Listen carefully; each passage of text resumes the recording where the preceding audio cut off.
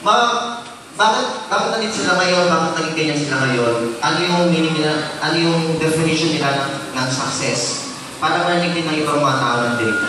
Talagang nasa isa-isa. From left to right. Si Boko na. Okay. From left to right. Kung ano yung success. Si Ate Boko nga pala. Hindi yung sariling definition. Hindi ako simple lang talaga. Pag masaya ka, successful. Parang... Hindi, kasi pag nakabot mo na yung pangarap mo, at yun nga kagaya na sinabi ng ating isang pangarap mo. Ano sabi mo?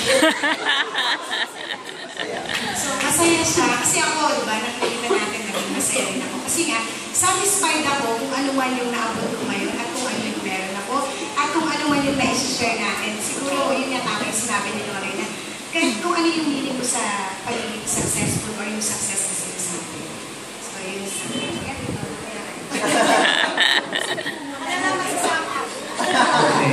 Magandang umaga muna sa inyo lahat at maraming salamat sa pag-imbita ngayong araw at natutuwa ako kung naging bahagi ako ng proyekto ngayon sa pag-itipon. Ang kahulugan sa akin ng isang successful, gaya din ng sinabi ni Noy, agree ako sa definition niya, it's just a simple word, simple word na hindi kailangan maging malalim ito o kailangan maging matagumpay ka sa iyong mga narating. So, simpleng tao lang din ako, kagaya ninyo, kaya simple lang din ang kahulugan ng aking success.